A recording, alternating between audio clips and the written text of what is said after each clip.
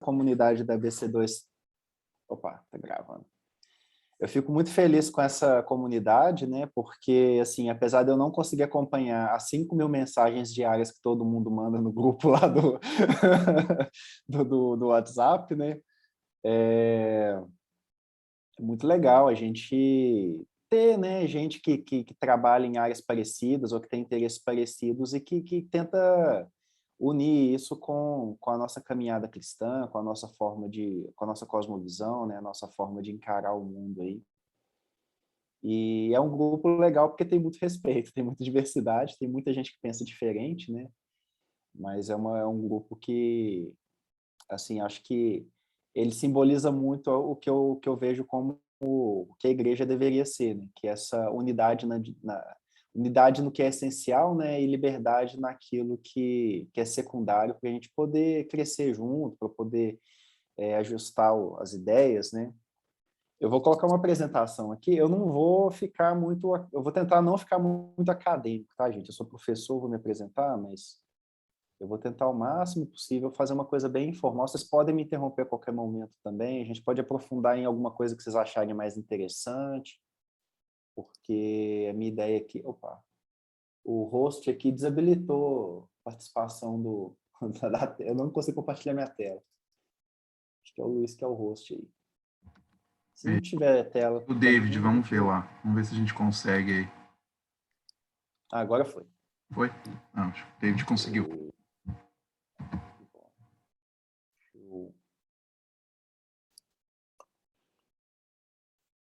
Então, assim, eu vou... Ai, que legal, cara. O Zoom, ele deixa minhas notinhas aqui. Então, eu vou falar um pouquinho sobre a influência das nossas redes sociais, né? E o trabalho que eu desenvolvo, que é na parte da modelagem, né? Desse fenômeno por meio de agentes inteligentes. Vou tentar não ser muito técnico, né? Mas vou tentar ver se a gente tem aí um materialzinho legal para poder colocar a cabeça para poder funcionar e pensar um pouquinho a respeito das nossas conexões mesmo, né? Da forma como a gente se conecta com as pessoas e da forma como essas conexões afetam principalmente 3 coisas, que são as nossas opiniões, os nossos sentimentos e o nosso comportamento. São as 3 linhas aí que o pessoal trabalha mais nesse sentido. Então, fiz meu doutorado na Universidade Livre de Amsterdã, tá? Hoje eu sou professor aqui na UFLA. Eu criei um laboratório, o Bilbo, né? Em homenagem ao Tolkien. Então, é o Behavioral Informatics Laboratory. Consegui criar um acrônimo aqui bacana, né? E estou pesquisador visitante na FU tentando renovar lá, mas o sistema lá está meio agarrado. Acho que esse ano eu vou perder essa tagzinha aí no currículo aí, mas faz parte. Então vou falar um pouquinho sobre o que é o contágio social, né? Os aspectos do contágio social de opiniões em redes sociais, e assim, se der tempo eu vou falar dos estudos que eu estou fazendo, mas eles são mais secundários aqui nessa conversa que a gente vai ter, tá? Então, o Frank Roosevelt, né, ele falava que a guerra é um contágio, né? E o contágio social, na verdade, assim, a palavra contágio, quando o pessoal lembra dela, o povo já pensa muito em questão de saúde, né? De contágio de doença, de transmissão de gripe, de Covid, né? Principalmente agora por causa da pandemia, de transmissão de ebola e esses outros tipos de contágio aí. Mas hoje em dia, né, o contágio social ele vem sendo objeto de estudo muito forte, porque o que acontece é que essas redes sociais, as mídias sociais, né, elas acabaram trazendo uma noção para a sociedade de proximidade com as outras pessoas que a gente não tinha antes, né, porque não era uma coisa muito visível. Então, já vou começar fazendo um merchanzinho aí, né? Então, isso aí é o meu trabalho principal, né? Isso aí é a capa do meu livro tese, que é o trabalho na área de contágio, né? Então, modelando o espalhamento de comportamentos, percepções e emoções em redes sociais. Então, tudo que eu desenvolvi foi nessa linha e é o que eu venho estudando até hoje, né? E eu não posso deixar de iniciar com o nosso São C.S. Lewis, né?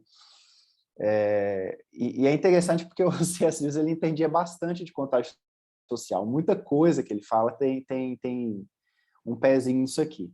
No livro dele dos Quatro Amores, né, quando ele está falando da amizade, ele fala que a amizade ela surge, né, de um simples companheirismo, vamos dizer assim, né, quando dois ou mais dos companheiros ali descobrem que eles têm algo em comum, né, algum insight ou interesse, um gosto, né, do qual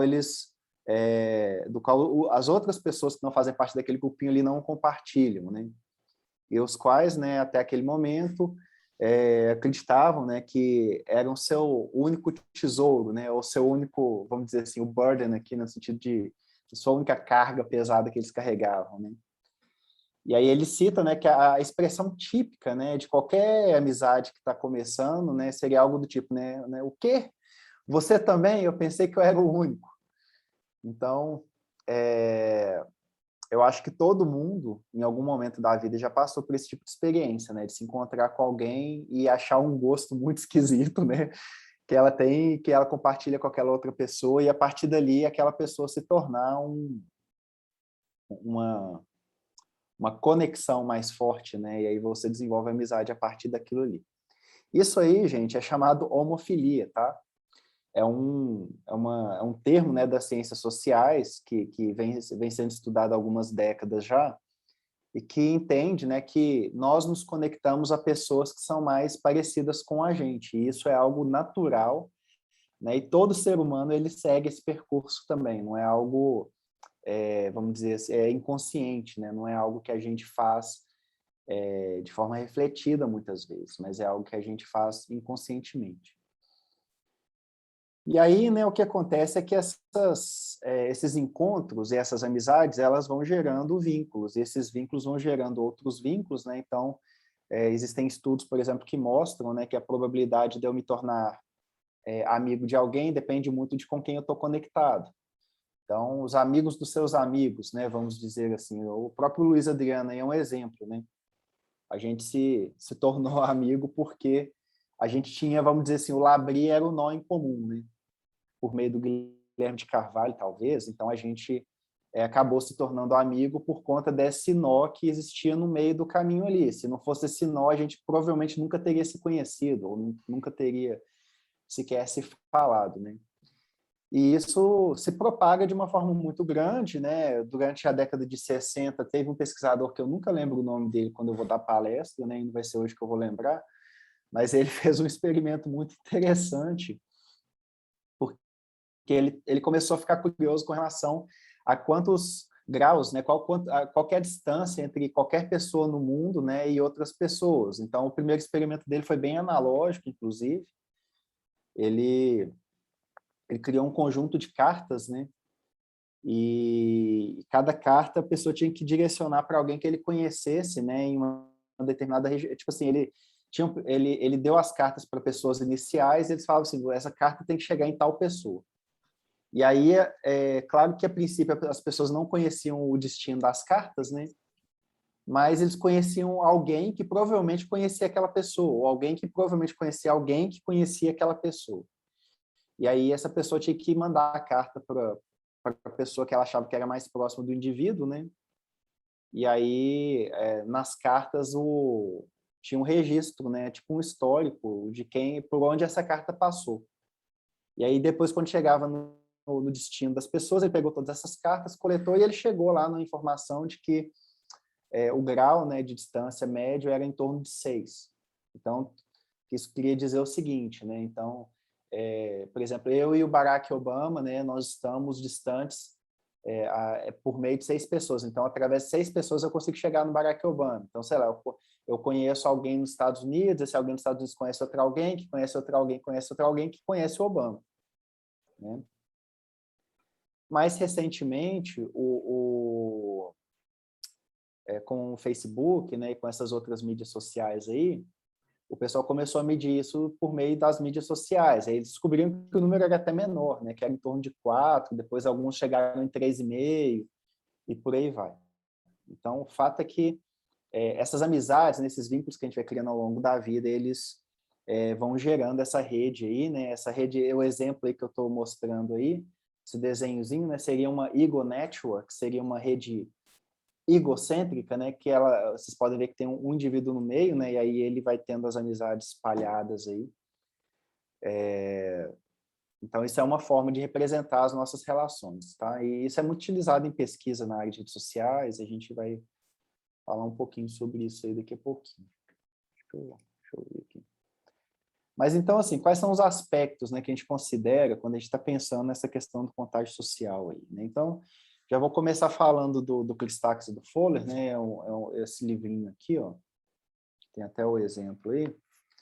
E a imagem ficou meio ruizinha, mas o subtítulo é como que os amigos dos seus amigos afetam tudo que você sente, pensa e faz, tá? Então, o Nicholas Christakis, ele é um médico epidemiologista, tá? E depois ele acabou estudando também sociologia, né? E o Fowler é um pesquisador também, eles dois são de Harvard, e o Fowler, ele era um pesquisador da área de informática, né, de redes complexas e tudo mais, e aí eles acabaram se encontrando também por um amigo em comum que eles tinham, que falou assim, ó, vocês dois têm que se encontrar, que vocês têm muita coisa em comum aí. E acabou que eles se encontraram e desenvolveram, né, vários trabalhos juntos, que acabou dando origem a esse livro aí. Esse livro, gente, ele é um apanhado, né, de uma série de dados que foram coletados da década de 70 até o início dos anos 2000, tá? De 71 até 2003. E foi um experimento longitudinal muito interessante, porque esse experimento ele considerava, né, os indivíduos, não era igual ao IBGE, que você não tem as informações individuais, você só tem as informações do setor sensorial.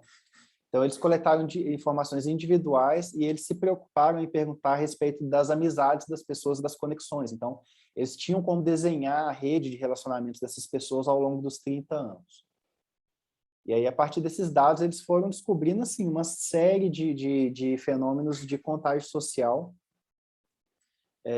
O livro, né, ele começa, né, com o Christakis falando a respeito do contágio do bem e do contágio do mal. Então, ele dá alguns exemplos, por exemplo, de contágio de violência, né?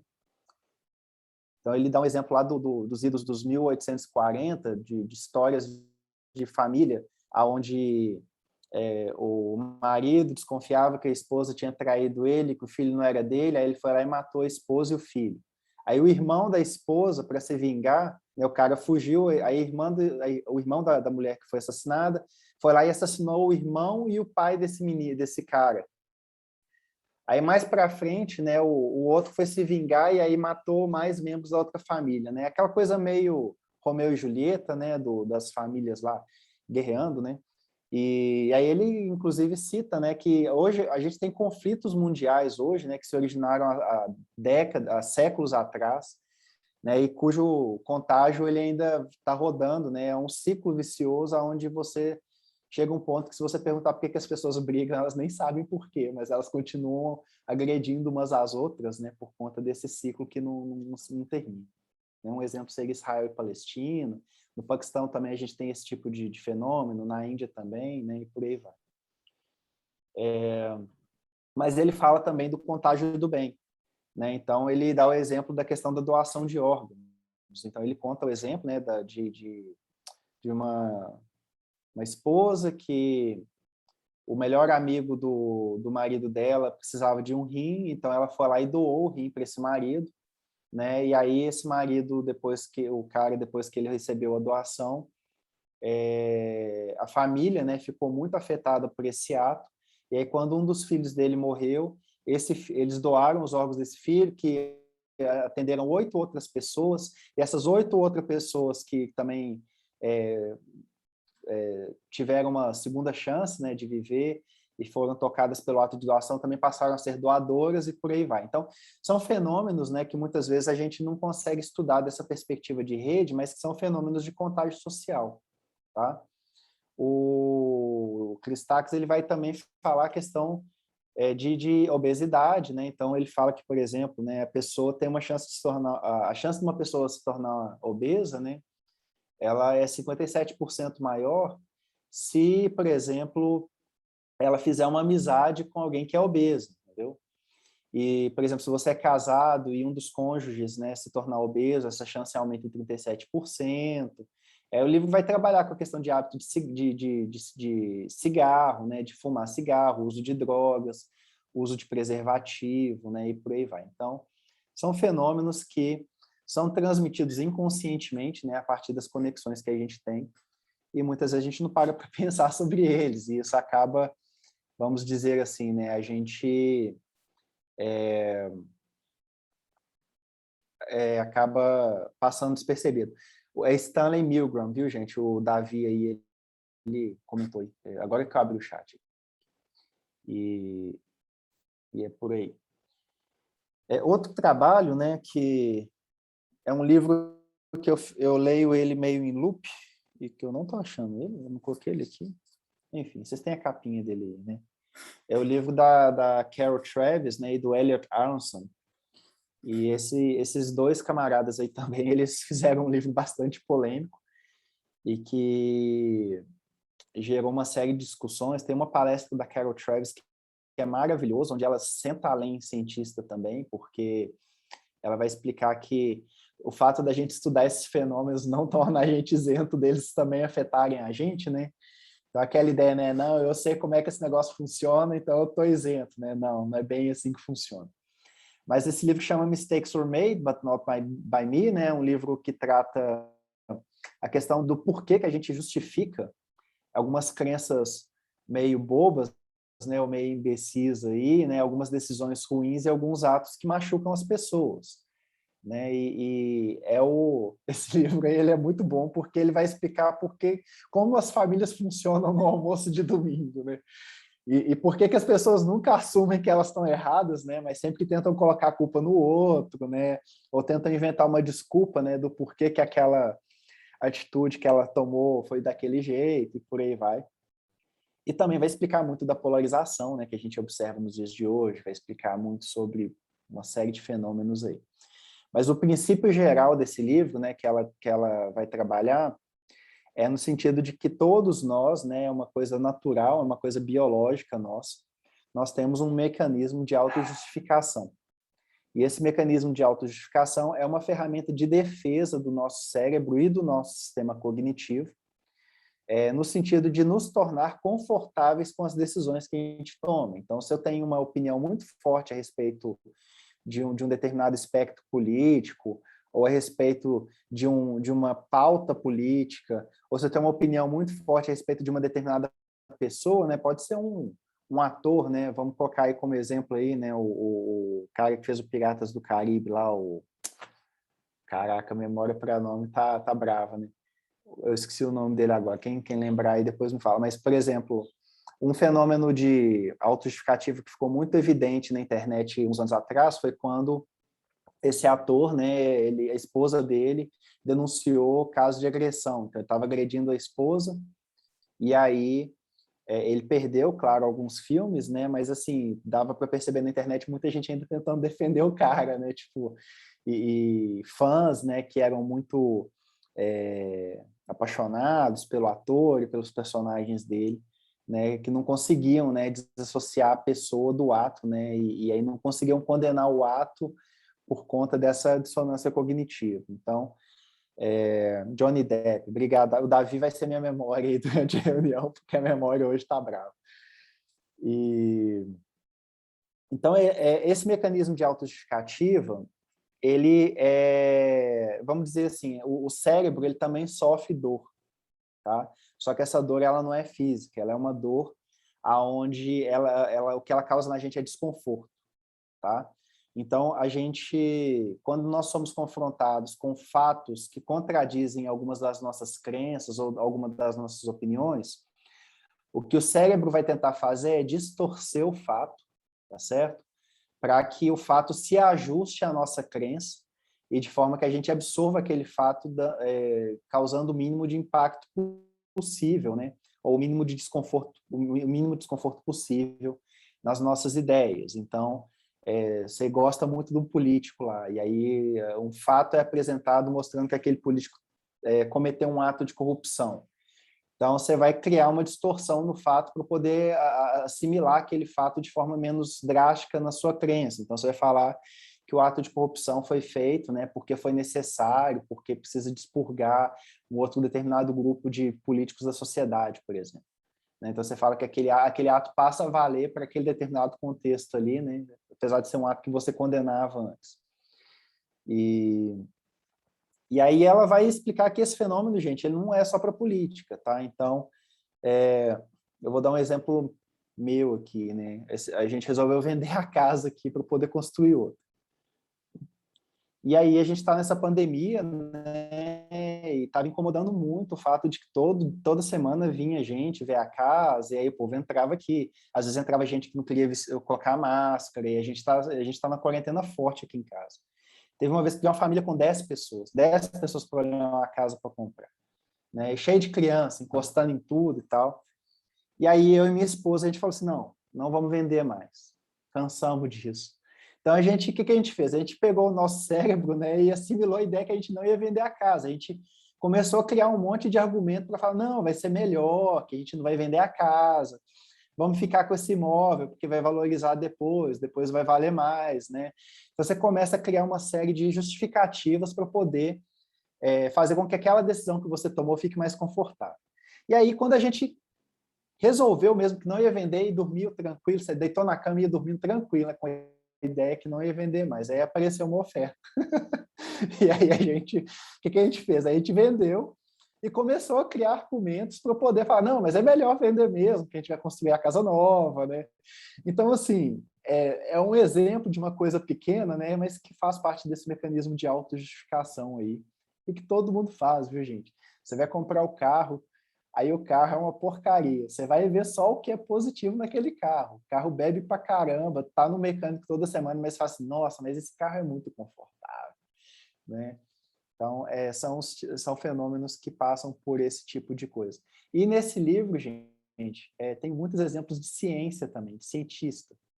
Então, um exemplo que me marcou muito, né, é o exemplo dos médicos, né? Quando um médico, por exemplo, né, propôs que talvez se os médicos lavassem as mãos com mais frequência antes de encostar nos pacientes, né, talvez isso diminuísse a taxa de mortalidade infantil, a taxa de natalidade, tá?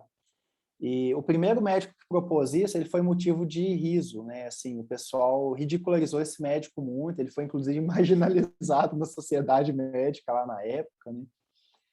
E o pessoal não queria aderir à ideia, mas depois eles foram mostrando, né, que lavar as mãos realmente é um ato que reduz a chance de ter uma infecção, né, e de outros problemas aí no nascimento do bebê e tudo mais. E aí tem várias historinhas legais na parte de psicologia, na parte de direito, né? Então é um livro que eu indico muito para todo mundo ler, porque eu acho que vai ajudar bastante a entender esse tipo de coisa. E aí vem o Jacoboni, né?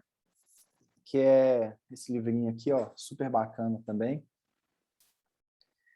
que vai tentar explicar uma outra parte desse fenômeno de contágio, que é a parte dos neurônios espelho. Então, esse livro ele fala sobre espelhando as pessoas, né, a ciência da empatia, e como que nós nos conectamos com os outros. Esse livro ele é super interessante, porque ele é puramente pesquisa na área de neurociência. Então, ele tem vários experimentos que ele vai fazendo, né, ao longo da caminhada científica dele, e usando inclusive os MRIs, né, as ressonâncias magnéticas, para poder detectar áreas do cérebro que são ativadas em determinadas situações. E aí é interessante porque ele vai tentar explicar por que quando a gente assiste aquela cena, por exemplo, do Zidane, né, dando uma cabeçada no jogador da Itália na final da Copa do Mundo, por que quando a gente vê aquela cena parece que dói na gente a cabeçada, né? A gente sente como se, né? Mas quando a gente vê um objeto se quebrando, por exemplo, isso não causa nenhum estímulo mental nas pessoas, né? E aí ele vai explicar que existem certos neurônios no nosso cérebro que eles são ativados quando a gente observa outros seres humanos executando determinadas ações. Então, você assiste uma propaganda de Coca-Cola, né? E você começa a ficar com sede, dá vontade de tomar Coca-Cola, né? Que não vai matar a sede, mas que eles associam, né? Uma coisa com a outra de alguma forma lá.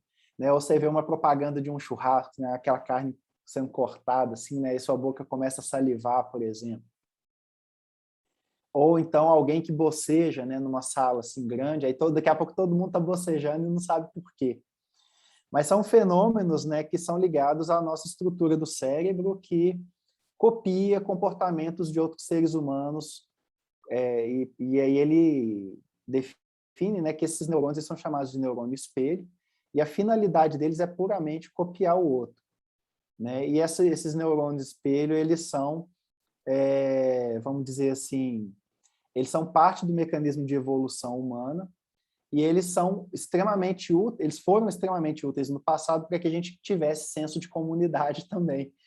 Porque sem esses neurônios espelho, né, a gente não copiaria o comportamento um do outro, a gente não teria pontes, né, que vinculassem as pessoas, criando aqueles aspectos tribais ou de senso comunitário, né, e outras coisas do tipo. Então, o neurônio espelho ele começa com coisas pequenas, né, como o ato de bocejar, mas no longo termo isso aí extrapola para outros tipos de comportamento também.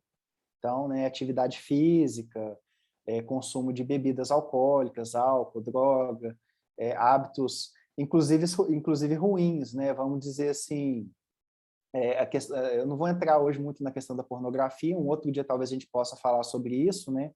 Mas, por exemplo, o ato de estar em contato constante com a pornografia vai mudar os hábitos sexuais da pessoa também, né? O que acaba desencadeando em problemas no casamento, em problemas de relacionamento social e outras coisas do tipo. Então, atos pequenos, né, eles desembocam em problemas maiores individuais, e como a gente está todo mundo conectado, então acaba desencadeando, né, um problema geral, né, no mundo todo aí e tudo mais. Beleza.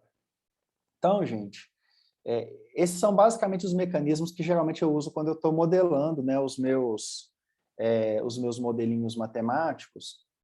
E eu vou dar uma amostrinha aqui para vocês de como que a gente une essas coisas todas, né, e cria um modelo. Então, o modelo que eu trabalho com mais constância, né, é esse modelo aí de contágio de emoções, né, que eu uso ele para outros fenômenos também. Mas então, assim, vamos imaginar, né, que a gente tem duas pessoas, e essas duas pessoas, né, elas estão transmitindo aí uma para a outra uma emoção de raiva, por exemplo. Tá? Então, do nada você viu duas pessoas, uma olhando para a outra com cara de raiva, né? E aí você não sabe nem quem que começou, na verdade. As duas pessoas estão com muita raiva uma da outra, né? E aí é perceptível, né, que existe ali um contágio da emoção que acaba entrando em loop. Então, uma pessoa está com raiva, a outra fica com raiva, e a raiva dessa pessoa acaba gerando a raiva na outra. Para quem é casado, né, a gente sabe que isso aí isso pode acontecer, né? Às vezes tem uma pessoa que está de boa, aí o cara chega muito com raiva do trabalho, porque ele sofreu alguma coisa no trânsito, ou porque ele brigou no trabalho, e aí a esposa está de boa lá, tranquila, né? Normalmente eu sempre converso com o marido, porque normalmente é o marido que começa esse loop aí. E aí a esposa está de boa em casa lá, ou às vezes chegou do trabalho também, né, e está tranquilo. E aí o que acontece é o seguinte, a raiva do marido, ela vai começando a afetar a outra pessoa. E aí essa outra pessoa também vai ficando irritada. E aí a irritação dessa pessoa acaba aumentando a irritação do primeiro, e aí o loop vai acontecendo, e de repente os dois estão super irritados, e às vezes a pessoa nem sabe quem começou, né, o fenômeno. O que está acontecendo ali? Tá? As características dos dois indivíduos é o que vai determinar se esse loop vai acontecer, né? Se essa espiral vai acontecer ou não. Tá? Aí o que a gente define como fatores fundamentais para esse tipo de fenômeno acontecer? Primeiro, né? Se a pessoa que chegou com raiva em casa, ela consegue conter aquela raiva para ela e separar, né, o que aconteceu no trabalho do novo ambiente que ela está chegando agora, isso certamente vai reduzir a chance desse espiral acontecer. Então, a gente tem o que a gente chama da expressividade da pessoa com relação à emoção que ela tem. Certo? Mas se a expressividade dessa pessoa for muito alta, ou seja, se ela demonstrar a irritação dela quando ela chega em casa de qualquer forma, uma outra coisa que pode reduzir a espiral é a abertura da outra pessoa que está de boa, entendeu? Então, se essa pessoa que está de boa, ela tem uma abertura menor para ser afetada pela outra pessoa, né, isso também reduz a chance da espiral acontecer. Então, pode ser que a outra pessoa chegue e fale assim, não, ele chegou irritado do trabalho, o problema é dele. Eu vou continuar a minha rotina aqui, tranquilo, na hora que ele ficar acalmar, a gente conversa. Né? Mas se for uma pessoa que tem uma abertura muito grande, que é uma pessoa que ela absorve muito, né, a emoção do outro, então essa espiral ela vai ter uma chance maior de acontecer. E tem um terceiro fator aí, que é a força da conexão. Então, eu dei o exemplo aqui de um casal, né? Mas esse fenômeno ele pode acontecer com uma pessoa aleatória que você encontrou no ponto de ônibus, pode acontecer com seu colega de trabalho, pode acontecer com seu filho, com seu amigo, e dependendo do tipo de relacionamento que você tem com essa pessoa, isso vai afetar o que a gente chama de força da conexão. Então, é claro que um casal casado tem uma conexão muito maior do que uma pessoa aleatória que você encontrou no ponto de ônibus, e isso também vai definir o fluxo de transmissão dessa emoção ali, certo? Os dois indivíduos têm um estado emocional, né? Então a gente geralmente quantifica essas coisas. Essa quantificação ela pode ser feita de várias formas, né? Mas a gente quantifica isso. E esse é um fenômeno temporal. O que eu quero dizer com temporal é que o estado da emoção ele vai sendo alterado ao longo do tempo, né? Então, essas variáveis aí vão definir. Bom, eu pego isso aí tudo, gente, e isso aí eu extrapolo para um monte de coisa, tá? E aí existem vários modelos que eu criei, né? Onde as premissas dos modelos eles são baseados nesse tipo de fenômeno que são de duas pessoas, mas que quando você coloca numa rede ele vai se espalhando, né? Até porque a gente sabe que isso aí acontece inconscientemente, né? Então, um dos exemplos disso, né, seriam as redes sociais, as mídias sociais, que eu odeio quando o povo chama de redes sociais, porque redes sociais é um termo da sociologia, né? O que a gente tem hoje, Facebook, Twitter, são mídias sociais, né? Mas, beleza, vamos... Hoje, né, o que acontece é que a gente tem essa abertura para todo mundo fazer, né, as suas pautas políticas na mídia social, e essas pautas políticas acabam afetando, né, as pessoas que estão na rede ali, e algumas delas se espalham mais e outras menos. Se for fake news, espalha para a rede toda. Se não for fake news, for uma informação científica bacana, né, aí você vai ganhar uns 2, 3 likes ali no seu, na sua publicação e vai ficar por ali. Mas a ideia aqui, né, é essa impressão que a gente tem, que a gente está fazendo diferença no mundo, né, simplesmente pelo fato de estar colocando a coisa ali na rede social. E aí o que a gente tem geralmente, né, é que quando a gente tem esses debates políticos no Facebook, né, esse aí é o gráfico que vai descrever mais ou menos o que acontece, né? Então o vermelho é que ninguém mudou nada, né, e tá todo mundo puto, né, porque como que pode a outra pessoa pensar um negócio assim, né? E os azuis são os que mudaram a ideia de ideia, né, e o verde é você mudar de ideia. Então esse é o gráfico aí que geralmente descreve a maioria das discussões políticas aí no Facebook, tá certo? Isso aqui, gente, acontece, né, por vários fatores, né, como eu já disse, tem a questão da autojustificativa, tem a questão da força de conexão, e isso aqui, já vou encerrando por aqui, porque eu sei que o meu tempo já tá curtinho, né, mas a gente tem que pensar, né, nos mecanismos do nosso cérebro que definem como que a gente pensa as coisas, como que a gente interage com os outros, mas isso aqui a gente tem que pensar também como que a gente cria estratégias para poder criar pontes de diálogo com pessoas que pensam diametralmente o oposto da gente, né? Então, hoje, né, eu fico, assim, muito do meu trabalho, né, que eu tenho tentado desenvolver atualmente, é no sentido de tentar entender estratégias de superar as diferenças e de reduzir a dissonância cognitiva, né, de gerar menos desconforto no mecanismo de autojustificação, quando você está dialogando com alguém que pensa muito diferente de você, né? E aí eu escrevi um artigo lá na coluna do Guilherme, né, sobre isso, explicando, né, a importância da gente entender essas coisas E aí eu fui chamado de novo Hitler, né? Que foi um título até interessante, né? Porque assim, você está querendo manipular as pessoas, né?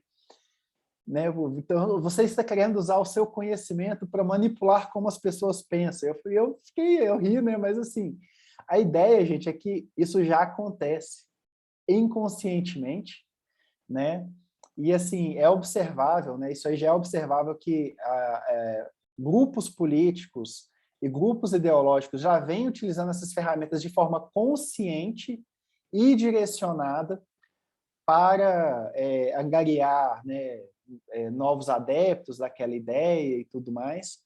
E se a gente não adquirir literacia digital e cognitiva nesse sentido, né, se a gente não aprender sobre esses fenômenos, a gente vai ser simplesmente ovelha no meio do pasto ali, né? E quem vier e quiser doutrinar ali do jeito que quiser, doutrina, né? Sem que a gente consiga quebrar esse ciclo, né? De forma a utilizar essa coisa de maneira positiva também, tá? Então, assim, é um debate até meio filosófico que a gente pode ter depois, né? Mas, assim, é um fenômeno inconsciente, mas a partir do momento que você entende como que esses mecanismos do nosso cérebro funcionam e como que se espalham em sociedade, a gente pode começar a pensar em estratégias até para que a gente mesmo drible essas armadilhas, né, que o cérebro coloca na nossa caminhada. Então, por exemplo, né, eu tenho, né, como hábito individual, pessoal meu, fechar aqui, depois se a gente quiser a gente pode ver alguns estudos também, eu tenho como hábito, né, me forçar a me colocar em contato com artigos de pessoas que pensam totalmente oposto a mim. Ou eu tendo a manter as minhas amizades com pessoas que são muito diferentes de mim. E eu tento prezar ao máximo por elas, né, de forma a manter o relacionamento mais saudável possível, de forma que eu tenha a oportunidade de estar em contato com pessoas que pensam muito diferente do que eu penso, né? E aí isso causa desconforto, causa incômodo pra caramba, né? Mas é uma forma de você não ficar preso dentro da sua bolha, é uma forma de você tentar um pouquinho sair fora da bolha e tentar entender, né, como que outras pessoas pensam, né, ou como que as ideias aí são criadas, né, a partir de outras pessoas. Gente, eu tinha um zilhão de coisas para falar aqui, mas não vai dar tempo, né? Dá para poder pensar na Bíblia também, tem exemplos aí, a Torre de Babel, né, um exemplo clássico de uma rede social que foi uma rede disruptada, nem sei se existe essa palavra, né, mas ela foi uma rede quebrada aí, né, por causa da língua. Tem a questão da trindade, né, que seria uma tríade, né, uma rede super conectada, né, e uma rede completa aí. E eu pensei até em colocar alguma teoria de redes sociais aqui, mas a gente vai ter outras oportunidades, eu acredito também, né, de estar em contato. Tem um monte de livro aqui para poder indicar, então tem aqui, ó, esse livrinho aqui do Matthew Lieberman, que é o Por que os nossos cérebros estão programados, né, o wired aqui, mas estão ligados para se conectar, né? Então é um outro livro também que vai mostrar que os neurônios eles são estruturas já meio que feitas para isso mesmo, né? A Cass Sustein, como que as mudanças acontecem, que é um livrinho que vai tentar explicar um pouquinho da psicologia, né, das mudanças, né, por que a gente muda, né? E a gente muda mesmo, a nossa caminhada aí, ela é feita de mudanças também. O Centola aqui, que é na área de saúde, tá? Como que os comportamentos se espalham. E aí ele fez vários experimentos no grupo de pesquisa dele, onde ele pegou pessoas, ele criou uma mídia social dele para poder ver se o espalhamento saudável alcançava outras pessoas ou não. O Nudge, né, que também é Sustentar Aqui, que é Sustentar Aqui também, que é um livro que vai trabalhar com relação a como que a gente toma decisões, né, sobre a saúde, sobre a nossa vida financeira, sobre felicidade. E, né, esse aqui, se vocês forem, de todos os livros que eu estou indicando, se tem um que eu acho que vale a pena ler agora, mais recentemente, é o livro do Jonathan Haidt, né, The Righteous Mind, acho que tem Tem 2 traduções em português, né? Que é um livro que vai tentar explicar por meio de experimentos também, e a partir também da nossa própria biologia, né? Por que uns são de direita, por que outros são de esquerda, e quais são as características predominantes em cada espectro político aí. Gente, assim, esse tipo de conhecimento me tornou muito humilde, sabe? Ele fala um pouquinho da minha experiência pessoal, né? Porque ele tira você daquele ciclo vicioso de tentar só convencer as pessoas ao seu redor e até aquele problema crônico que a gente está tendo na sociedade hoje de demonizar, né, o lado que pensa diferente de você. Porque aí você começa a entender que não é só uma escolha individual, né? E é também uma escolha individual, mas não é só uma escolha individual. Existem outros aspectos aí que têm que ser considerados, né, para você chegar num ponto, né, onde aquela sua tia lá, né, fica recebendo os WhatsApp e acreditando em umas coisas que são absurdas, né? Então não é só uma escolha dela, pessoal. Existe todo um fenômeno, né, acontecendo simultaneamente aí, que envolve a sociedade como um todo. E aí é isso, né? Eu acho que já deu bastante material aí para poder pensar, para poder refletir. Muito bom, legal, bom demais. Fiquei tendo muitas ideias, né? Ficar pensando muito, dá muitas implicações mesmo. Eu acho que realmente, tanto, né, eu acho que na academia mesmo e nas nossas igrejas mesmo, né, a gente tem muito pouco conhecimento de como funcionam as redes, né, as redes sociais, as mídias sociais, né? E a gente fica de maneira realmente inocente, assim. Eu fico pensando, né, grandes aí, a história da igreja, né, eles sempre se utilizaram muito bem das mídias, né, desde o início, né, os livros, o Lutero, né, traduzindo a Bíblia e tal, e a gente hoje em dia a gente não vejo que a gente faz bom uso, né, a gente, pelo contrário, a gente faz um mau uso, né? Porque a gente não sabe, a gente não entende isso, não compreende. A gente é inocente, né? A maneira como a gente usa as redes sociais e tal. A gente vê assim que é muito, muito inocente. E eu acho que é bem isso, assim, aprender para saber como agir, né? Melhor, fazer um uso melhor disso, né? E, pensei aqui, fiquei pensando, né? Como essas redes, né? A gente aprender isso, como elas, as grandes corporações aí, né? As big techs, como que elas usam de psicologia muito forte, né? Para fazer isso. Eles sabem muito bem disso, né?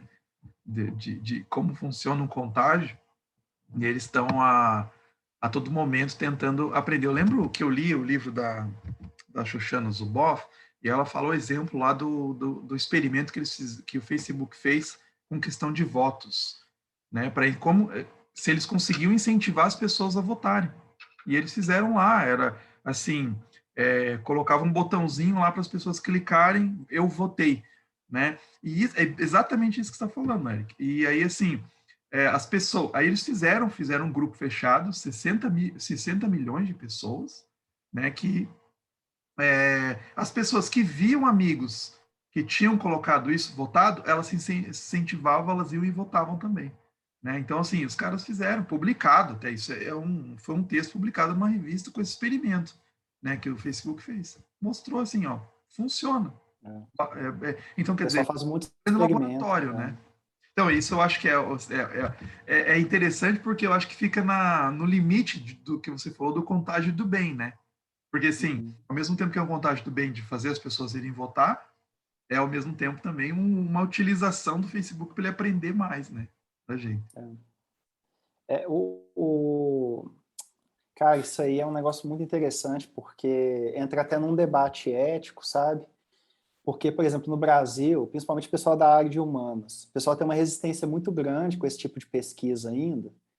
E, assim, é um debate que o Pasquini ele não está aqui, mas dá até para poder ter um debate bom com o Pasquini também, porque eu e o Pasquini, a gente é diametralmente oposto, né, com relação ao otimismo com relação ao uso de machine learning e algumas outras ferramentas aí, né? Mas, assim, as pessoas já fazem experimentos controlados nas mídias sociais, né? Nós ficar mudando a, né? colocar o arco-íris, ou coloca eu quero vacina, ou coloca qualquer coisa do tipo. Aquilo ali também é um fenômeno de contágio social. Você muda, né, o avatar, e aí de repente seus amigos vão mudando, e aí os amigos dos amigos vão mudando, né, e por aí vai.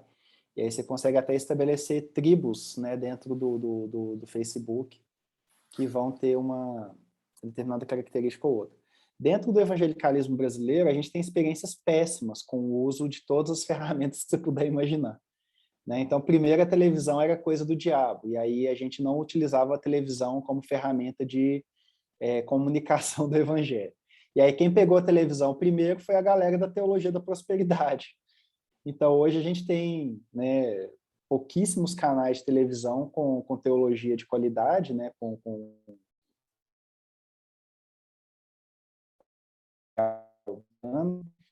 né? A visão é sempre aquela de você mostrar, né, o quanto que a minha igreja é boa, venha para cá e tudo mais, não existe serviço à sociedade. As redes sociais, né, hoje em dia, eu tô com um trabalho parado, eu peguei todos os influencers evangélicos do Brasil, eu queria fazer uma análise de redes deles, até para poder entender a minha hipótese é que os influencers evangélicos eles influenciam mais a política do que o tecido, né, o capital moral da sociedade, que é onde a gente tinha que estar mais inserido aí, né? E o exemplo da igreja primitiva, eu acho que é muito importante a gente antenar isso. E tem um estudo que está dentro do livro do Mistakes from... Não, eu esqueci o livro. Não, é do contexto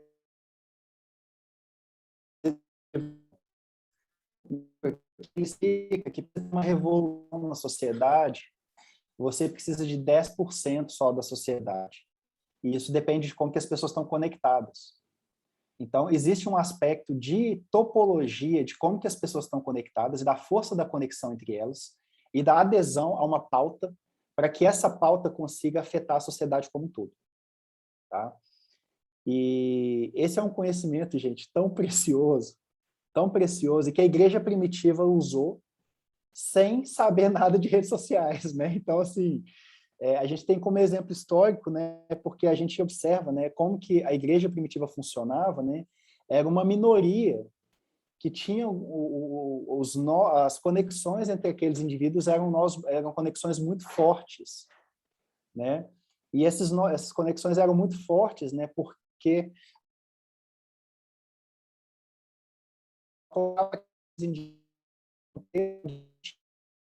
mais possível, porque senão a coisa ficava de maneira totalmente descontrolada, né?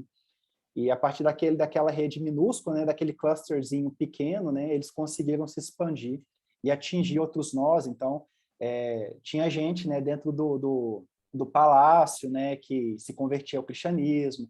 Paulo, quando ele era preso, ele atingia os guardas se convertiam, e aí a família convertia. Então, isso também é um fenômeno de contágio, né, e que partiu de um cluster pequeno. Beleza, Marco levantou a mão. Opa, deixa eu abaixar agora a mão. Eric, muito obrigado pela palestra. São dois comentários que eu queria fazer, na verdade. O primeiro, desculpa, eu tô com esse negócio que eu tô com frio aqui em casa. O primeiro comentário é que deu para ver duas formas de contágio bem interessantes. Tem que ser muito corajoso. Fala que eu tô com a camisa do Cruzeiro, cara. Tem que ser muito corajoso para poder aparecer na live com a camisa do Cruzeiro. O primeiro contágio do bem que eu vi esses tempos nas mídias sociais foi aquele negócio assim, do tomei a vacina e coloca lá, influenciando as outras pessoas também a tomar, né? Porque já que tinha bastante gente que não queria tomar. Inclusive, os meus pais tomaram a vacina por conta de influência de outros amigos que tomaram a vacina. Então, assim, putz, um baita de um contágio do bem, né? E da mesma forma, teve o contágio do mal, né? Ah, a vacina deixa o braço eletromagnetizado lá, não sei o quê, e um monte de gente falou, e chegou até em casa aqui, né? E é incrível como é que isso... Daí eu comecei a rir, porque eu sou engenheiro, né? Engenheiro eletrônico, e eu falei, cara, não tem nada a ver, né? E já que a gente tá falando de exemplo da igreja primitiva, eu tô com esse livro aqui, ó, que é, eu acho que é um exemplo de contágio da igreja Eu antiga, tenho né? esse também. A vida, a vida de Esse, Santo Antão ali, ó. esse é o 18, né? Esse é o 18, exatamente. Eu tenho ele. Eu tô tentando completar a coleção, já falta só, acho que uns 6 títulos. E Ó, o. tem que E visitar olha você. só. Ó, mas tá com um cadeado ali, né? Porque o pessoal vem visitar e acaba saindo com coisa debaixo da blusa. E que Santo Antão influencia Santo Agostinho, né? Que influencia um monte de gente. Então, usando as mídias sociais da época, que era escrito. Então, um excelente exemplo, né? E é isso. Acabei. Não, é por aí. A questão, Marco, é que assim, a gente tem um. Esse fenômeno ele é inconsciente, mas ele está muito ele depende também do ambiente, tá? Então é importante a gente ter isso em mente na hora que a gente estuda esse tipo de fenômeno, porque, por exemplo, a questão do braço magnético lá, né? Existem mídias específicas onde esse tipo de informação se espalhou mais. E a vacina, existem tipos específicos de redes onde esse fenômeno se espalhou mais também. Porque o que está acontecendo é que, por exemplo, hoje você vai para o Twitter, né? E você encontra muito mais informação científica, né? Parece que os cientistas influencers eles estão mais no Twitter do que no Facebook ou no Instagram, né? E o Facebook, ele parece que ele tende a ser uma ferramenta mais utilizada para espalhar essas informações mais, assim, vamos dizer assim, mais absurdas a respeito da pandemia, né? Ou o WhatsApp, por exemplo, que seria o Pode meio mais ser por, utilizado. pode ser por conta da forma com que o algoritmo do Facebook mostra as coisas na timeline? Que o pessoal fala que criam bolhas e tudo mais, isso vai reforçando as ideias? Pode também, mas a questão é que depois, assim, na minha visão, depois de um tempo, o algoritmo é claro que ele criou a identidade do Facebook, assim como o Twitter também criou a identidade do próprio Twitter. Mas hoje, com o Facebook já aí com 20 anos, se eu não me engano, de existência, né, já tem bastante tempo que o Facebook existe, eu acho que já é uma questão mais de homofilia mesmo. Acho que as pessoas optam por usar a rede social onde elas se sentem mais confortáveis com as opiniões que são expressas ali também, tá? E eu te falo isso porque, por exemplo, o meu Facebook, né, ele tem também opiniões divergentes, porque eu sempre tento interagir com pessoas que pensam diferente. E o que eu observo é que o algoritmo do Facebook ele favorece a bolha, claro. Tipo assim, se eu não interagir com ninguém, sumido mesmo. Eu não vou ver o que elas estão falando, né? E aí acaba gerando esse tipo de coisa. E o Twitter não, né? O Twitter ele você pode configurar ele para poder receber em tempo real o que as pessoas estão postando, então não existe filtro para poder interagir. O que acontece no Twitter, né, é que o Twitter, a homofilia, ele predomina no Twitter. Você pode ver que o pessoal que gosta muito do Facebook geralmente não vai para o Twitter. E o pessoal do Twitter tem uma dificuldade muito grande de usar o Facebook também, né? Eu sou o caso do cara que gosta do Facebook e eu não consigo ficar no Twitter. Basicamente isso, né? E, e, quem gosta, e quem fica no Facebook ou no Twitter não gosta do Instagram também. Então ainda tem um terceiro aí no meio do caminho. Mas é muito vinculado a isso, é muito ligado à homofilia, né? É muito ligado ao quão uma pessoa usando a rede social. E aí a sensação de conforto vai acabar gerando uma dependência maior da pessoa naquela rede ali, tá? E, cara, eu ainda quero escrever ainda alguma coisa voltada para exemplos na história da igreja voltada à rede social. A gente tem que reconstruir essas redes sociais lá de trás, entendeu? Porque é muito interessante ver esse tipo de influência, né, que um foi tendo no outro e a gente até lembra, né, assim, as cartas de Paulo, elas não eram escritas uma vez só, elas eram copiadas, né, e elas eram espalhadas para várias igrejas, exatamente para aumentar o alcance, né, daquela informação ali, né? Então, o Paulo já sabia, né, na época dele, que ele tem que aumentar o grau, né, de conexão dele para poder fazer com que a informação chegue nas outras pessoas, né? E, cara, por aí fala muita coisa assim, Um dos estudos que eu estou fazendo recentemente, só para dar um exemplo, né, fora do contexto evangélico, né, a questão das opiniões que as pessoas expressam quando elas vão para o Jardim Botânico, lá em Curitiba. Tá? E é super interessante assim, o quanto que a, a, a conexão entre as pessoas vai definir, inclusive, a experiência que ela tem no lugar, entendeu? Então, por exemplo, as pessoas que vão sozinhas, elas são muito mais críticas do que aquelas pessoas que vão em família, né? Muitas vezes a pessoa nem curtiu tanta experiência, mas a família gostou, então ela acaba aproveitando melhor a experiência, né? E, é por aí. Aí dá para falar muita coisa. Tem muito exemplo. O Muito David legal. levantou a mão aí também. Oi. Cara, tá meio travado aqui, não sei se tá funcionando direitinho. Vocês estão me ouvindo, né? Davi, Ou tá ruim? agora eu tô te ouvindo, Davi. Eu tô te ouvindo, Tá. tá tranquilo. Não, primeiro, obrigado, Eric, pelo... gostei muito da sua fala. E engraçado que o que você falou lá do C.S. Lewis se aplicou bastante para mim, assim. Esse é um tema que eu pesquiso também há um tempo e tal. E nunca tinha conhecido um brasileiro cristão que também tem feito pesquisa por isso e tal. E caiu um monte de... aquela coisa do C.S. Lewis lá. Que você também? Achava que eu era o único. Bateu muito nisso enquanto eu te ouvia e tal. Agora só falta a parte da amizade, né? A gente precisa... Vou tentar te procurar depois pra gente Legal, trocar mais ideias sobre isso e tal. Mas eu fiquei pensando em alguns...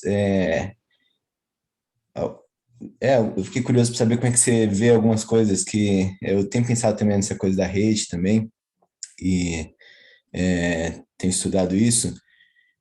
Tem uma questão que eu fico às vezes curioso, que é a questão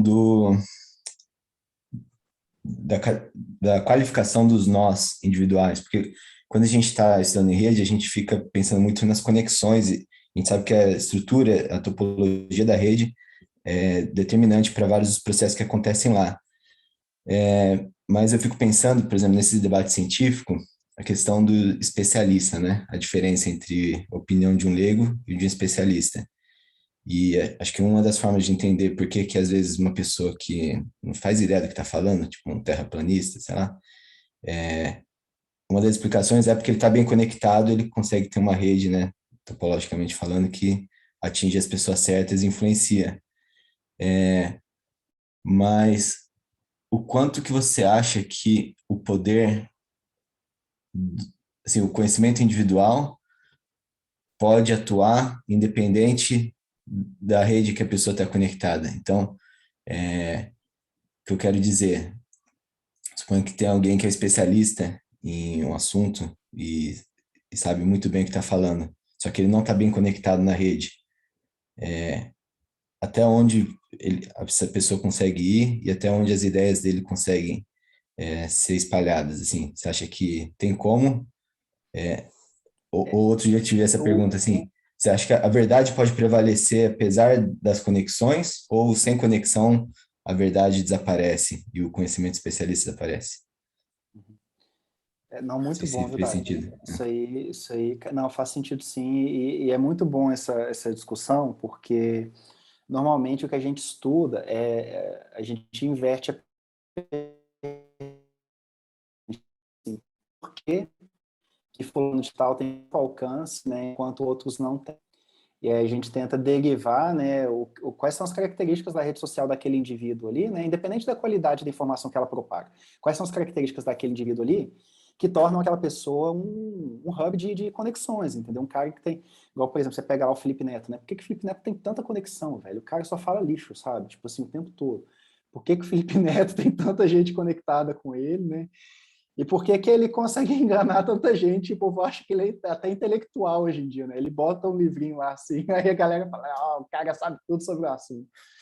Então, assim, quais que são as características, né, desse tipo de conexão? Então, tem estudos, né, que buscam, né, estudar isso. O pessoal da comunicação estuda bastante esse tipo de coisa. A Raquel Recoeiro é uma pesquisadora top nessa área, né? E aí, por exemplo, tem artigos, né, que estudam características da postagem que você faz que atrai mais as pessoas a interagir com aquela postagem. Então, por exemplo, no jornalismo, né, é muito comum, se a galera colocar urgente e colocar um gifzinho, um íconezinho vermelho, né, gritando lá, né, e colocar as informações em caps lock, a chance da pessoa interagir com aquela informação é muito maior do que se a pessoa simplesmente colocar o título normal ali da notícia, por exemplo. Tá? A foto que a pessoa coloca também, né, existem fotos que trazem um apelo maior ao cognitivo das pessoas, e por aí vai. Então, esse tipo de estudo, né, ele é o clickbait, isso mesmo, né? E esse tipo de coisa, cara, mas não fica restrito ao clickbait. Eu vou te dar o exemplo do Cambridge Analytica, né, que os caras extrapolaram a rede social, bicho. Se vocês tiverem a oportunidade de assistir o filme que eles fizeram, acho que foi a HBO que fez o filme, chama A Rede Social, um negócio assim. É o filme sobre o Cambridge Analytica. Eles mostram direitinho, colocam todos os personagens e tal.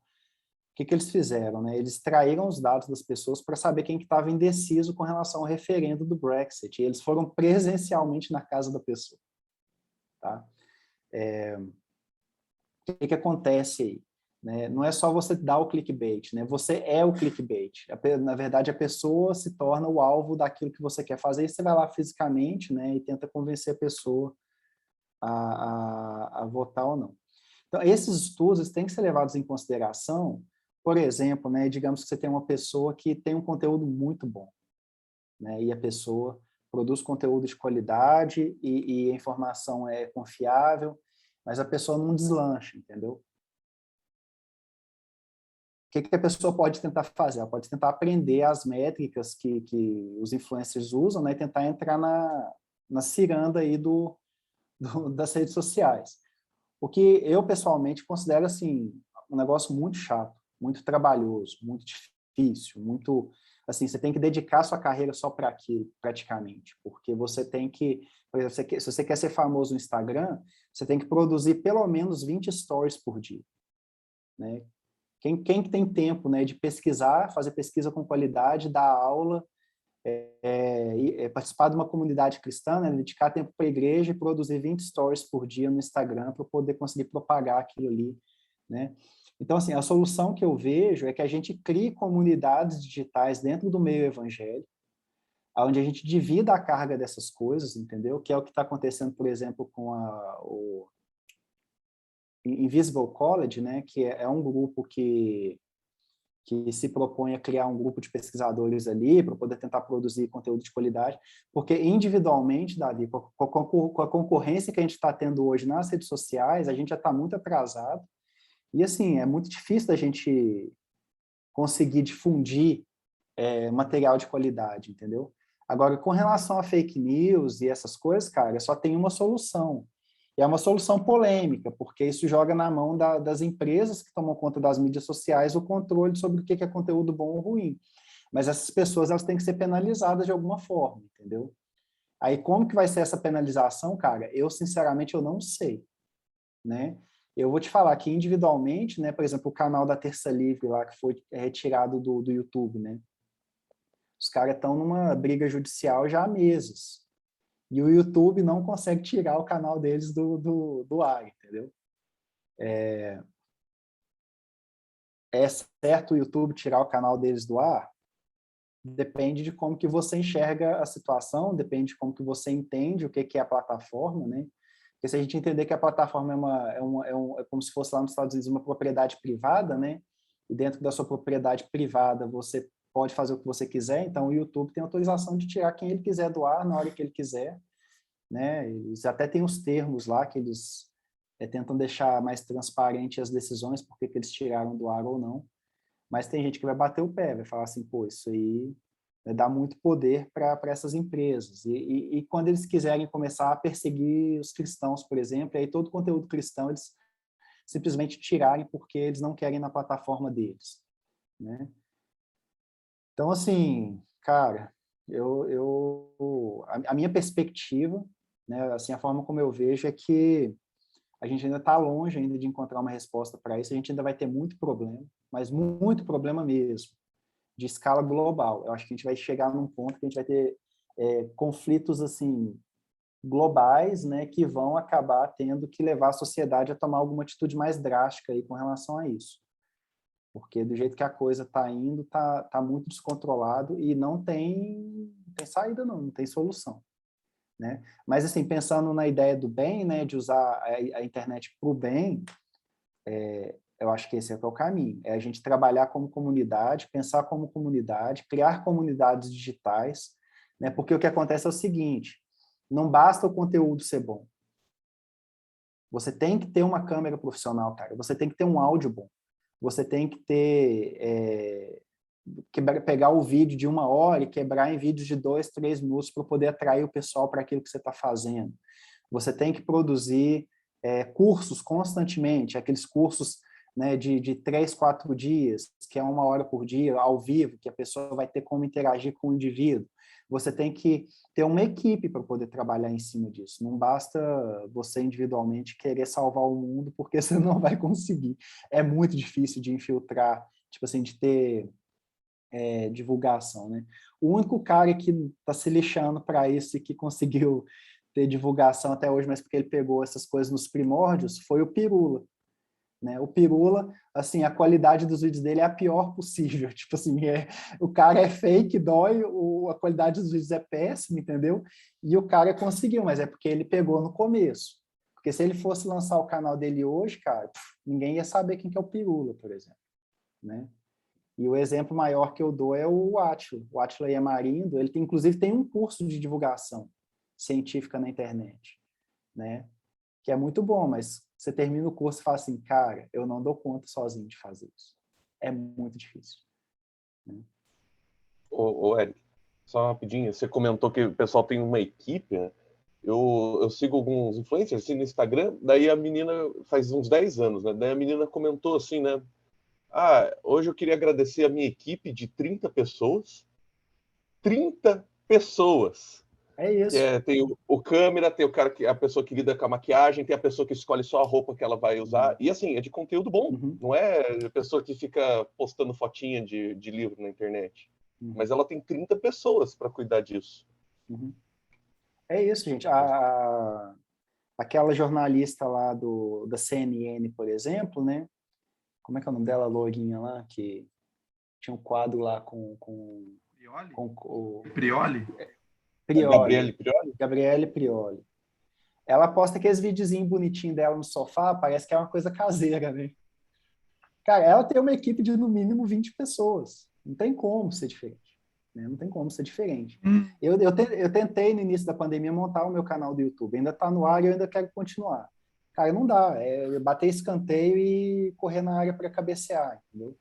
Sabe quem que tá fazendo um negócio assim?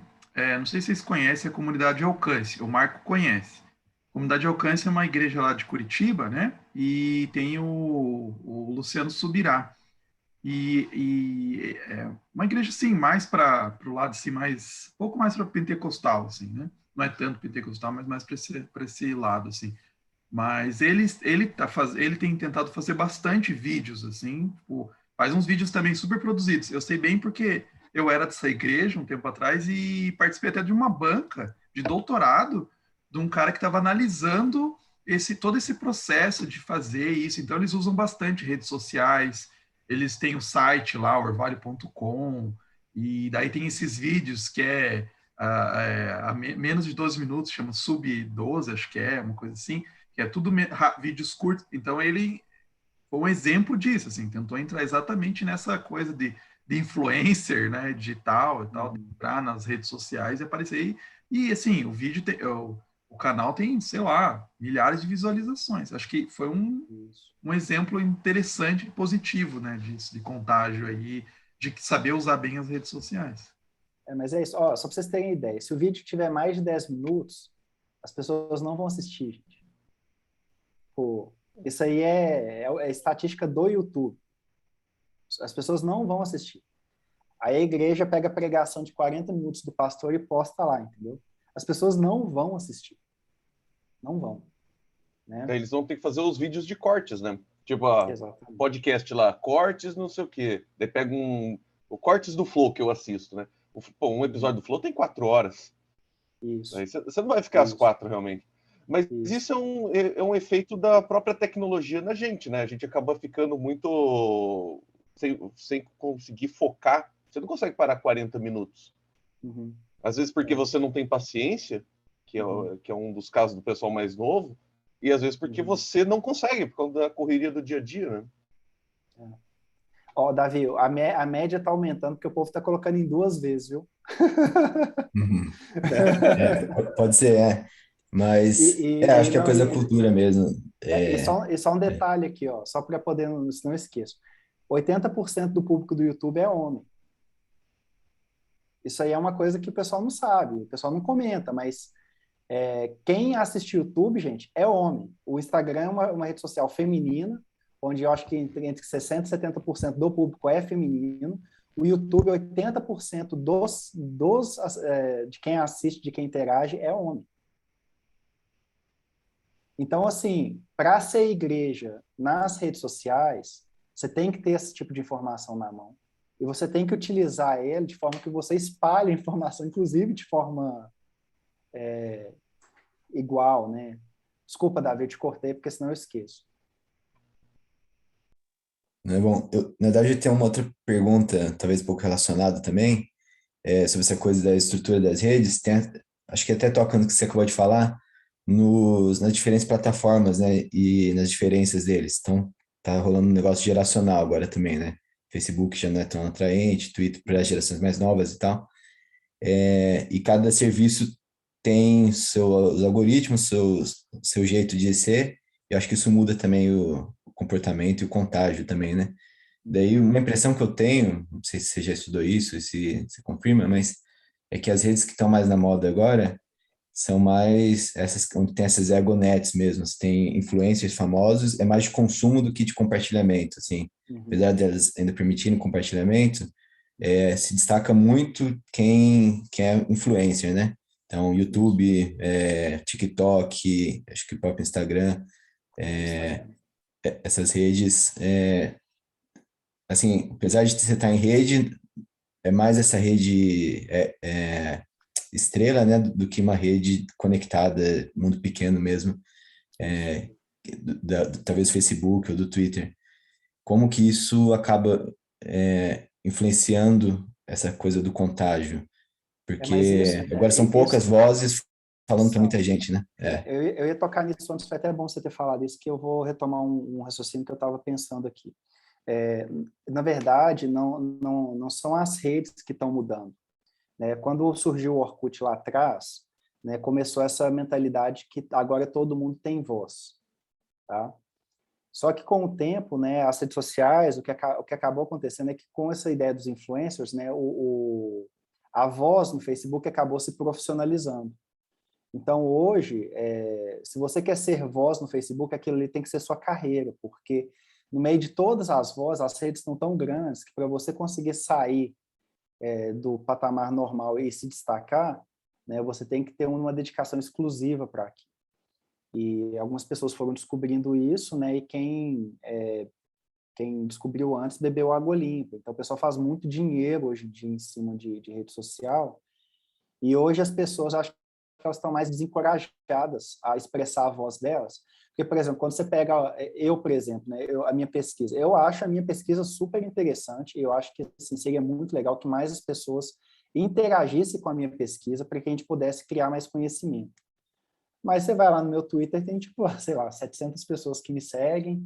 Quando eu posto alguma coisa, dá uns 2, 3 likes, entendeu? Então, isso desmotiva também as pessoas a buscar vocalizar mais as coisas. E as pessoas estão cansadas também, né? A gente também, assim, tem... Hoje, a média de tempo que a pessoa fica no celular está aumentando muito, mas você vê que existe um tipo de conteúdo específico que as pessoas consomem. Eles não estão simplesmente interagindo com várias coisas. Eles geralmente estão presos ali na timeline deles do Instagram, por exemplo, só rolando para cima e clicando. E aí o que acontece é que quem que vai estar no Instagram da pessoa? Geralmente são os influencers, que são aquelas pessoas que conseguem ter um alcance maior. Né? Então acaba que eu acredito que hoje a gente está caminhando para um ponto onde as pessoas elas já têm uma noção maior de que não dá para todo mundo ser voz nas redes sociais. E que as pessoas estão começando a ser desencorajadas a expressar opinião, expressar as coisas, porque elas sabem que não vai fazer muita diferença mais, né? E isso está mudando, claro, o comportamento das pessoas nas redes, e as redes estão mudando, né? Porque os mecanismos continuam sendo os mesmos. A gente não tem mais, igual antigamente, né? Assim, uns 5, 6 anos atrás, o Facebook começou a testar um monte de coisa, né? Era muito uma fase de experimento. Então, antes só tinha o botão do like, né? E aí depois eles colocaram um coraçãozinho, aí depois eles foram aumentando as opções lá para você interagir, né? O Twitter também era só 140 caracteres, aí eles aumentaram um pouquinho, e aí a forma de retweetar também mudou. Então, hoje você pode ver que as redes já estão mais estáveis. O Facebook, eu não acredito que eles vão mudar nada. Se for para poder mudar, é para acabar. Eles vão simplesmente deixar de existir. Eu não acho que existe mais nada de mecânica na rede para mudar, porque as pessoas Eles já já estão muito compraram o futuro, acostumadas. né? Então, As outras redes já são deles, eles não precisam mudar porque é só migrar, né? e só um negocinho aqui, a Adriana falou que ficou interessada no estudo sobre influências cristãos, né? O Mauro Abner, que está na nossa rede também, eu estou orientando ele, né? Eu estou querendo ver se eu entro com ele no programa de mestrado aqui da UFLA para a gente trabalhar junto, mas ele já está estudando Python e banco de dados para a gente poder fazer essa coleta de dados, né? Eu até lancei um tempo atrás lá no grupo lá o convite para quem quiser trabalhar com isso junto, né? O convite está aberto. Se alguém quiser entrar nessa pesquisa aí, eu acho que seria muito bom a gente ter uma equipe de cientistas cristãos para trabalhar pesquisando os influencers cristãos, né? Porque ia ficar bonito, né, gente? A gente montar um site com essa análise de redes sociais, dos influencers cristãos, e em tempo real, né? Então, tipo, quando o Malafaia posta um negócio lá, né? Qual que é o impacto disso na rede? Então, acho que já passou da hora da gente ter esse tipo de pesquisa também rodando aí, né? Até para poder abrir o olho de muita gente aí com relação a se a gente está sendo sal e luz, né? Ou se a gente só está poluindo mais ainda esse meio de redes sociais aí. Então, só entrar em contato. Meu contato está lá, é só mandar uma DM lá que a gente inclui no projeto. Gente, vamos encerrar então. Vou parar a gravação aqui. Muito obrigado, então, Eric, foi muito legal. Realmente, né? Eu tenho te acompanhado aí, lendo seus textos que você publica. O cara é publicado até na Gazeta do Povo, né? O cara é chique demais. O cara é popularizador dos algoritmos, dos conhecimentos. É muito legal. E vale a pena seguir, né? Continuar aí e vamos junto, né? É bem legal mesmo esse estudo seu aí, realmente é bem legal. E é legal isso, assim, a preocupação que você tem de estar lá na academia, né? Produzindo e tal, e daí você também está divulgando isso, né? Trazendo aqui e trazendo nos veículos aí, né, Gazeta do Povo e tal, nos sites e tal, nos blogs aí, trazendo também, simplificando, né, para pessoas que não compreendem. Isso é muito legal, porque realmente a gente precisa muito, né? Eu vejo assim que como o conhecimento sobre tecnologia em geral, né, disso que você falou, mas abrangentemente como é pobre nas nossas igrejas, eu vejo assim que agora está chegando publicações, né? Estava lembrando esses dias mesmo do Derek Skirma, né? Chegando um pouco publicações assim que estão falando mais, acho legal isso, assim, mostra que as pessoas estão despertando para isso, né? Então a gente realmente precisa mais disso. Só lançar o desafio aqui antes de despedir. Eu vou ser o chair do Brasnan no ano que vem. O Brasnan foi um evento que terminou ontem, né? E é um evento brasileiro de análise e mineração de redes sociais. Tá? É um evento só nisso. Não existe nenhum artigo estudando o meio evangélico nas redes sociais nesse evento. Então, quem sabe a gente não junta aí, ó, a Adriana, o Mauro, né? E a gente senta e bola um artigo legal para poder submeter no ano que vem aí. Eu acho que seria uma boa. É uma forma da gente se infiltrar também, porque os caras falam assim, pô, tem gente estudando os evangélicos doidão aí, ó. Quem que é? Vai ver um bando de evangélico também, entendeu? E a gente vai ter liberdade de, assim, de não só analisar a parte boa, mas a parte ruim também. Eu acho que a gente tem que ser honesto também, né? Dentro da ciência, a ideia é que a gente busque o máximo aquela neutralidade que nunca vai existir, mas a gente tem que ir atrás, né? Então, quem tiver afim aí, gente, pô, para mim ia ser demais. Legal, vou parar de gravar. Gente, quem conseguir, vamos tirar uma fotinho aí. Quem conseguir, puder abrir a câmera e quiser